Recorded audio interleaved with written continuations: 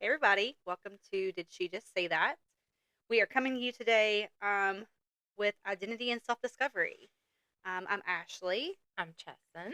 and yeah, we're going to jump into becoming who you're meant to be, labels. We're going to talk about roles, finding yourself versus remembering yourself. These are some hard hitters, I think. So excited to jump into those. Remember, we are on Facebook, TikTok, Instagram, Spotify, Apple Podcast, and YouTube. We're on Yeah. YouTube now. Yeah, you can watch us.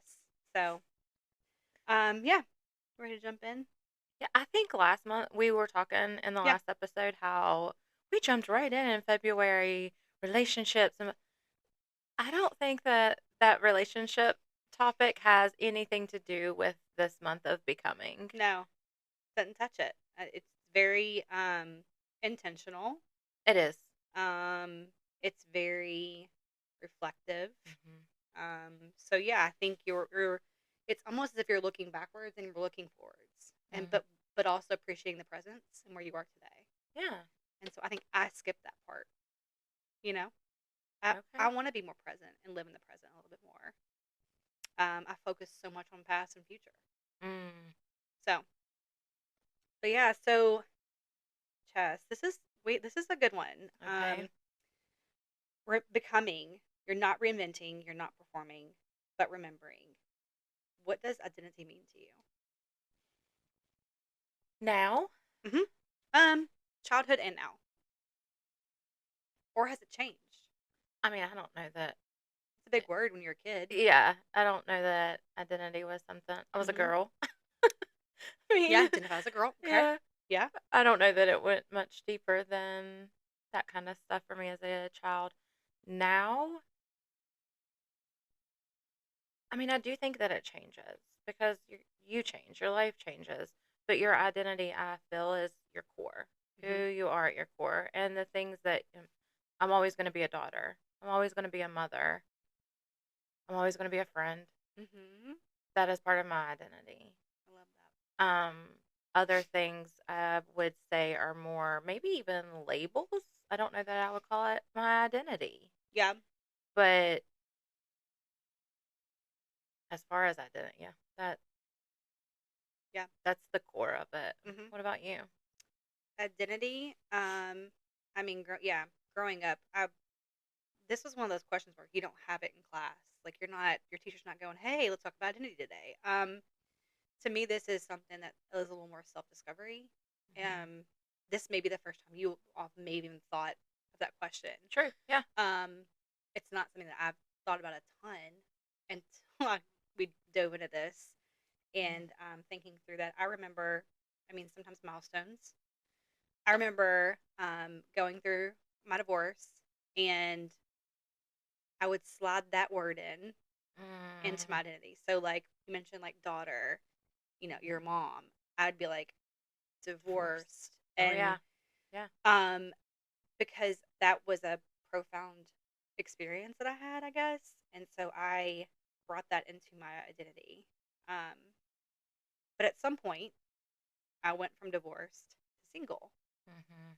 Do you remember? Is that something like when you were going through your divorce? Did you identify with that, or because different situations? Yeah.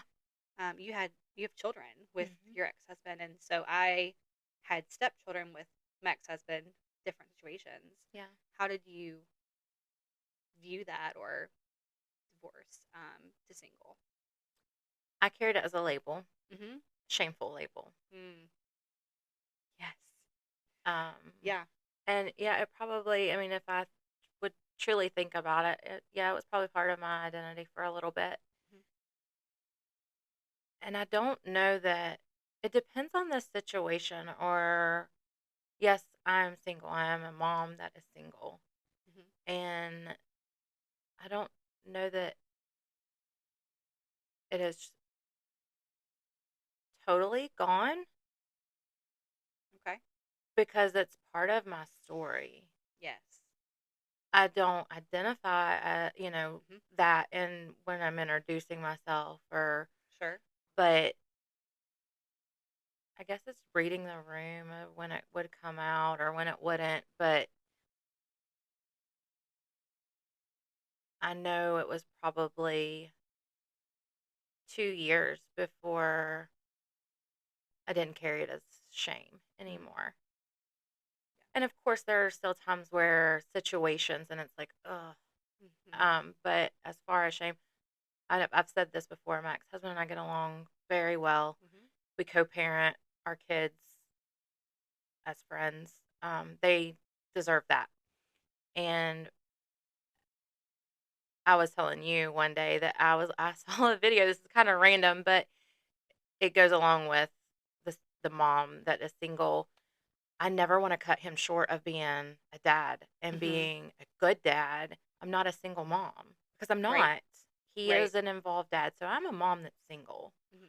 not a single mom. And it was a man that was saying that. I'm like, wow, okay, that is something that we need to change that because I'm not Mhm. gonna. So as far as like the identity stuff and when it changes, it is going to change. But I don't know that I ever wasn't my core. Mhm. Yeah. What about you? Um.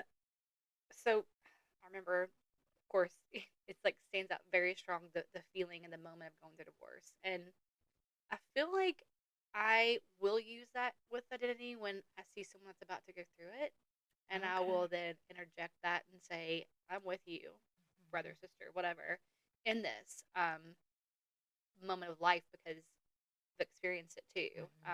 and maybe it's where we can connect." But I remember being in church and being like, "What am I doing here?" Mm. Yeah. Like wearing that Scarlet robe. heavy, Mhm. yeah. Coming from a very deep rooted Catholic family of my parents were married for 50 some years until my dad passed. And so that conversation to have with my parents, just all of that circled around divorce. So it was probably a label that I carried a little bit longer Mhm. and a little bit deeper. Um, but of course, we talked, I haven't had life happen until I Right. reached my 30s. So um, that was and that's probably when all this kind of like discovery Mm. and that kind of thing hit because that those were milestones in life. So We've talked about that hmm multiple times, but the way you just worded it, life started hitting you in your 30s. So that's why these things started hitting. Life started for me at 5. When I lost my dad, that's whenever hard stuff started. I mean, I lost my dad and my grandfather within a year. And so it is totally different where it's hmm kind of eye opening to you right now. And I'm like, yeah, you're maybe like like that's been a little bit more of my sure, life, or hmm not that it hasn't, it still opens my eyes a little right, brighter every time yeah, it's like, oh, something's hitting. hmm But because hmm different situations, you just look at life differently, you see things yeah, differently, you handle things differently hmm into when it becomes yeah, a reality for hmm you. Yeah. yeah. And when I said like life hit, like it didn't hit, but when it did, boy, it shook. It, Divorce, um, dad passed, your job. hysterectomy, losing my job. I mean, you sweat Yeah. like it was all right Mm-hmm. at one time. Yeah. And it probably within 2.5 years, but in the middle of a relationship, as well, that kind of got lost in. So yeah, that was Hmm. this kind of really feeds into that, very very much so. Hmm. Um, but yeah, we've talked about labels, right? So what word have you been described? Like you're too what? Someone's gonna say Justin's too what? What have you heard? Much. Too much? Hmm. I don't see that. But I mean, because I think I'm a lot. So I think maybe there's just we can It works. it works. Um We stay in our own yeah, room. too much as in how? What do you what was the I mean, it depends. Like, she's loud. I'm gonna goof off if I want to dance. I'm gonna dance. I don't care where I am. Just yeah. didn't matter. Too many words, too many feelings. Mhm. Says what she feels, and Yeah, of course, with age, I've learned to Hmm. do that better, but before it was very direct and probably ugly. It was ugly, not probably. But it was just, yeah, too much. Yeah. And I don't know you before the whatever 10, 12 years that we've known each other, Right. but I don't know. I just know that when you've talked to me and shared honest hard truths, it's Hmm. come from, and maybe that's because of our relationship. Could be. Yeah. Do you think, I mean, you've always been, when you've spoke to me, it's never come across as with tone or anything like that. It's come across with like care um, but that's just, Some of that has because of therapy and mhm, learning how to do it right, but a lot of it is probably come from parenting. yeah, fair, fair enough. Um, How about you? too sensitive. I've always, Mm. I'm a crier, like, and that goes back to, I mean, I'll say like I'm an empath, like I feel, and I feel a lot. Your empath is strong. It is strong, like complete strangers, like just I walk into funeral homes. I don't know who it is, and I can just feel the heavy and the sad, and um, even more so with someone that I care about and physical touch. I can feel Hmm. those emotions strong, good, bad. I mean, it not always sad. It could be Right. other feelings too, but um, yeah, I've been a sensitive person. I make decisions feeling and not so much Mm. um, analytical. Um, Now, as I've gotten older, I know that I can't just make complete, decisions off feelings. Yeah. But yeah, too sensitive. I'm Hmm. definitely. Do you still carry that as a Um, negative? mm-mm, Not a no, girl. no. I love that I can be a safe place and someone can fall into that. Yes. Yeah. Yes. So I really embrace that over time. But yeah, that finding yourself, adapting to life as experiences and trials happen. So finding yourself. When you hear finding yourself, what is that? What does that mean? What do you think about? Well, this month is about all about becoming, and Hmm. we're kind of going off of like the spring cleaning and you declutter all of that kind of stuff. And I've already said this once, but it changes. Hmm. And for me, I may have brought things on that don't need to stay anymore. Hmm. Yeah. And I don't know if it's finding myself or just grounding myself again, like a Mm-hmm. regrounding. Like what do I need to work on that maybe I lost, or what's something new that I need to bring into my life? Right. And it's just regrounding, I Hmm. guess. And for I would, Yeah. We heard, what was it the other day? We heard, you sent to me, I think, you can start over as many times as you need. yeah, And so you're just kind of revisiting what you already know and have established and kind of just establishing that grounding. readjusting, Yeah, grounding is, yes. readjust the crown. Yeah, that's right. You moved your head at the same time, and it's okay. I'll help you fix it. Thanks. Yeah, you're welcome. Yeah. I always when I think about finding yourself, um, I think about like what that looks like moving forward. Hmm. Um, so you know, finding yourself. Sometimes this all goes back. I think the milestone things too. Like Hmm. when life happened, Yeah, you find out what you're made of in yeah, those moments. Um, definitely. and so, searching or reinventing or when crisis happens, um, you know, that's kind of what I think of when I'm thinking about finding yourself. This question popped up and it was like a aha moment. But Uh-oh. um, how did you picture your life? Oh, That's a big, yeah, because it's finding yourself. But how did you when you were at what younger? point of life are we talking Yeah, about? when you were Younger, yeah when you were little and you were like, this is what I'm gonna do. I would be in Africa Okay. and With the elephants. with the elephants Mm-hmm. and all of the children. Mm. I love that. So more like Oh yeah. living there Oh and yeah. okay. Yeah. Yeah. That was definitely for a long time. That was my dream. I wanted to graduate, go straight there, Mhm. and never leave, and live in a village, love on the women, and work with the kids. That's still something that you want to do? Yes, I don't know that I could ever leave the Mhm. country with and be that far away from my children, even as Sure. adults. So it would have to be like more like maybe for 2 months I would go and Mhm. do it. But if I Mm. did not have children, I would absolutely still do it. I Okay. would sell everything I had and take a Oh, suitcase. I love that. That's Yeah. that's the first time I've ever heard you say that, and that is such your heart, like 100%. What about you, ma'am? Um, you know those little, like when you're a kid and they have like little square sign and it's like, what do you see? What do you want to be? And we Yeah. didn't have like that kind of thing. It Okay. was more of like a piece of paper and like, what do you want to be when you grow up and all this thing. Yes. I wanted to be a mom.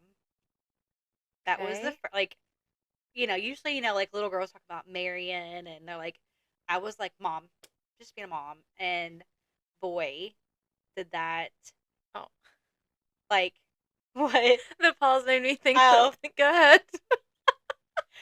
but I was like, I look at myself now now I'm reflecting back and I'm like, um, I got to be a stepmom for almost 10 Hmm. years and maybe that was what my that was my journey. Yeah. And so I don't have, you know, I think the infertility thing really shook me a little bit. Um, and I had always, I've been told before the hysterectomy happened that I was told that you're going to have difficulty. And because we knew Okay. that there were issues, we just didn't know what and how big of issues there were. But I remember going like, but there's still a chance. Yeah.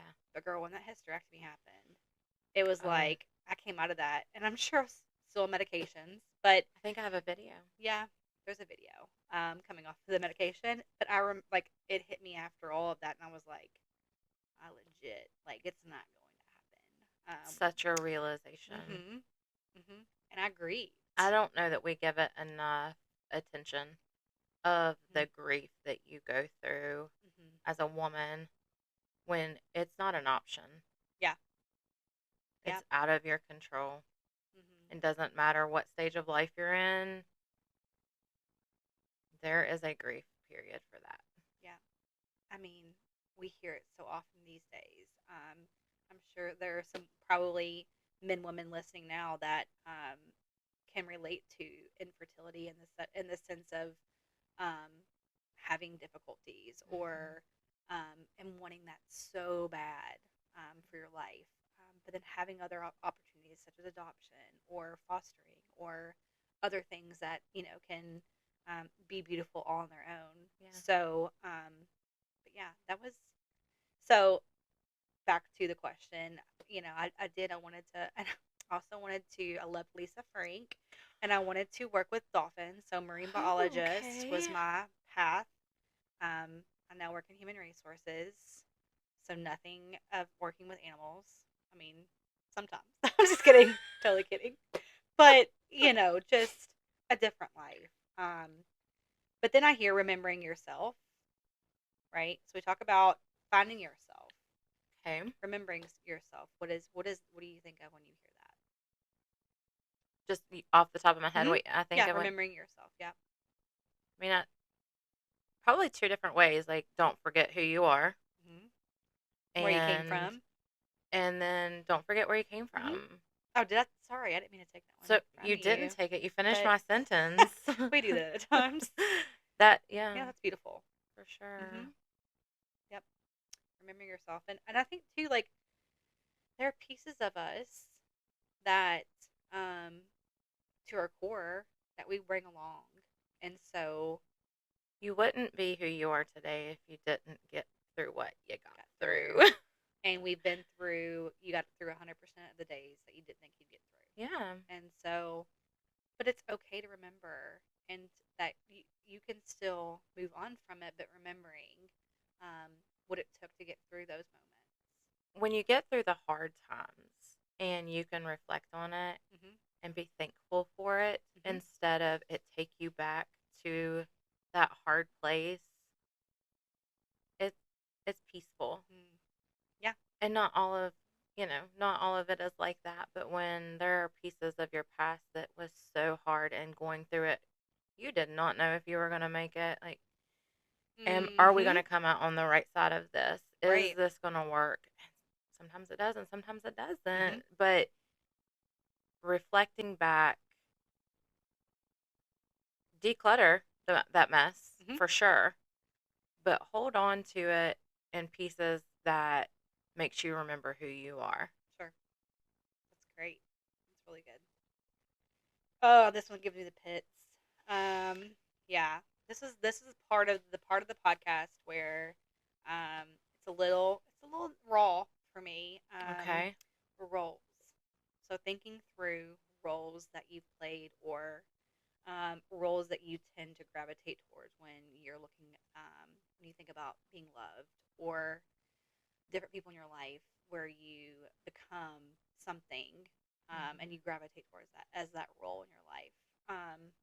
Things such as being the strong one, being a peacekeeper, being the fixer. Um, and who am I if nobody needs me? So Mm. like the needs there. Um, so you know this one shook me to my core Yeah. because I look back and I do tend to gravitate toward people um, that I feel that need me in the sense of like they don't have it together or they need to be fixed or they need to be um, maybe it's a brokenness or what have you that I attract that because I want to because of my empathy and sensitivity and so I do think that It's where you feel needed. that's where I feel needed Hmm. and that's where I feel that I gain love because if I'm needed they love me Hmm. um, and then finding value through solving. The solving piece has been big for me because that feeds into the peacekeeper Yeah. part of me as well. And so, avoiding conflict, absorbing tension, silencing your own needs. As a child, I grew up in a home where it was chaos in the sense of, um, you know, alcoholism and yelling and not having respectable, you know, resolution. And so I had to come in and I felt, I had to call my brother at the crack of dawn and just bawling and seeking help from him. Yeah. And remembering that I silenced myself and sat back in the corner and I prayed. And I was like, how do I fit Hmm. into this? And so I do avoid conflict. Um, I steer away from hard conversations because it makes me feel so uneasy. That's what I grew up with.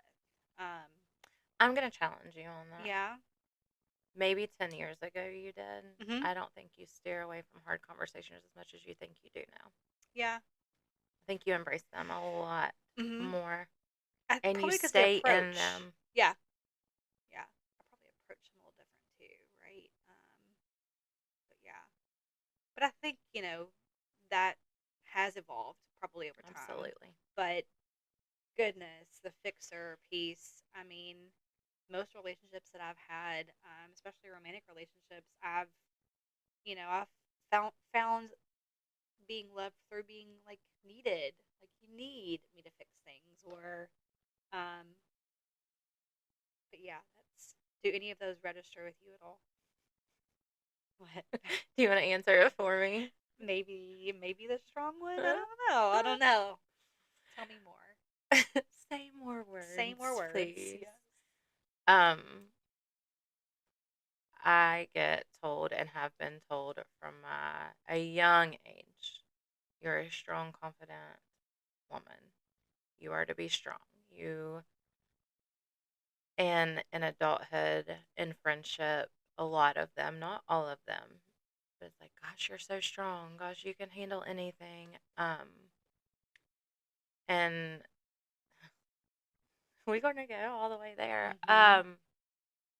I don't like it because I feel like I can't be vulnerable or weak because then I'm not who you all need me to be. And if I break, then you guys may shut down because, like, oh, she has this going on. So I'm just going to keep it to myself. And I don't ever want to not be that friend that you can come to. But the strong label, and it's not a horrible label. Mhm. That's not it. It had because it started at such a young age for me. Mhm. Um, you don't show your feelings. You don't cry. You don't let people know that you need them. You do. You figure it out. You oh, put your bootstraps up. Pull your boots on, and um, it has definitely kept me from allowing some of my closest people Mhm. into the real truth. And I had a girlfriend just 2 weeks ago sharing some things with me, and I said something about an insecurity. And she sat there for a second and she was like, we've Like been friends shocked. for years. Mhm. I would have never known you even have an insecurity. I wanted to cry. Mhm. So I was like, oh my gosh, I have put this, I don't know if Mhm. it's a wall or protection or just not letting her see the true me or what it is. But I apologized. I said, I am so sorry because, oh, I have them. Mhm. And they're deep rooted. Some of them, thankfully, we pulled the root up and we don't Yeah. have to mow Yeah. over Yeah. it Yeah. anymore. That root's gone. Yeah. Yeah. But it really made me look back on, and I've shared with a couple of you all, like, I don't really love that. Yeah. And I catch myself, and I say all the time, I'm like, "You're strong. Like you're strong." And But that's okay. yeah, but and now that I kind of like, do I want to tell you you're strong because I see you. I had to work through what Yeah. strong meant. Yeah. That's where that came Well, this is coming from someone who's very sensitive. right. So my strong, like, Yeah. I lean on that, Yeah. because I do think that about you. Um, no, that's really good. And along the way, we tend to grieve our old identity. Absolutely. You have to. Yeah, it's like shedding skin, Mhm. and that goes back to remembering, right? Well, if you're not going to grieve it, you're not uprooting it. Yeah. You're burying it and Mhm. you're going to have to keep mowing over it. Yep. Um, if you grieve it, it's dead. It's Mhm. gone. Yep. In closing, um, I read this and I was like, wow. Allow yourself to grow without apology. Um, Say it again.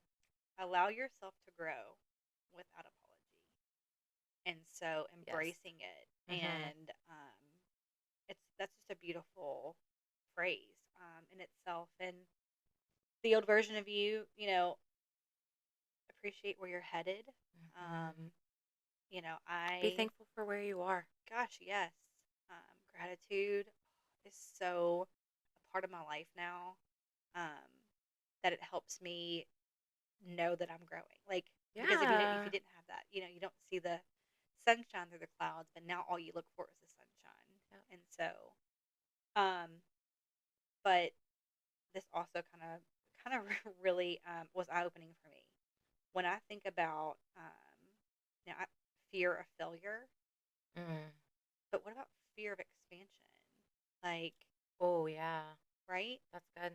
Wait, the fear is the negative. The expansion is there could be good come from it. Yeah. So, I think that's definitely a shift in thinking. And, so food for thought, you know, listeners, old identity statement, establish that, and then think about a new identity statement.